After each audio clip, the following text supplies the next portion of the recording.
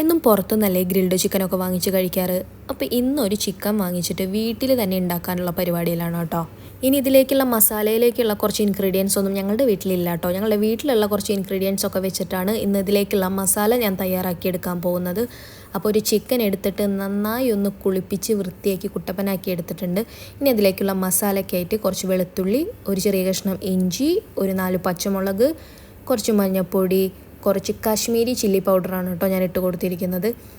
അതും പിന്നെ കുറച്ച് കുരുമുളക് പൊടി, പിന്നെ അതിലേക്ക് കുറച്ച് ബാർബിക്യൂ സോസും, പിന്നെ കുറച്ച് വിനാഗിരിയും കുറച്ച് സോയാ സോസും കൂടിയും ഒഴിച്ച് കൊടുക്കുന്നുണ്ട് കേട്ടോ. അതിന് ശേഷം ലാസ്റ്റ് കുറച്ച് ഞാൻ ഉപ്പും കൂടി ഇട്ട് കൊടുക്കുന്നുണ്ട്. എന്നിട്ട് നന്നായി ഒന്ന് മസാല മിക്സ് ചെയ്ത് തയ്യാറാക്കിയെടുക്കാം. ഇനി നമ്മൾ അരച്ച മസാല ഇതിലേക്കൊക്കെ നന്നായി തേച്ച് പിടിപ്പിച്ചിട്ട് ഞാനൊരു 45 മിനിറ്റ്സ് ആണ് കേട്ടോ വയ്ക്കാൻ പോകുന്നത്.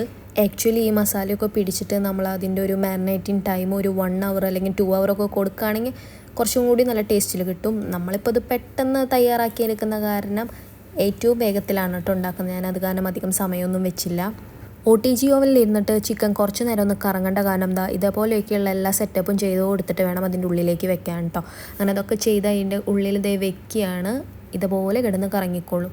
നമ്മൾ കുറച്ച് ബട്ടറും കൂടി അതിൽ അപ്ലൈ ചെയ്ത് കൊടുക്കുന്നുണ്ട് കേട്ടോ. എന്നിട്ട് അടച്ചു വെച്ചിട്ട് 200 ഡിഗ്രിയിൽ 45 മിനിറ്റ്സാണ് ഞങ്ങൾ ടൈം സെറ്റ് ചെയ്ത് കൊടുത്തിട്ടുണ്ടായിരുന്നത് കേട്ടോ.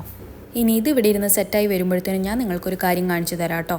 ഇത് ഞാൻ ഇന്ന് അൽ ജസീറയിൽ നിന്ന് വാങ്ങിച്ചിട്ടുണ്ടായിരുന്ന ഒരു ഡെസേർട്ടാണ്. മാംഗോ ഫ്ലോട്ട് എന്നാണ് കേട്ടോ ഇതിൻ്റെ പേര് വരുന്നത്. ഞാൻ മുമ്പും ഇത് വാങ്ങി കഴിച്ചിട്ടുണ്ട്. നല്ല ടേസ്റ്റുള്ള ഒരു ഡെസേർട്ടാണ്. ഇതിൻ്റെ അകത്ത് മാംഗോ പീസസും പിന്നെ ലോട്ടസ് ബിസ്ക്കറ്റ് പിന്നെ കസ്റ്റാർഡ് എന്തൊക്കെയാണ് വരുന്നത്.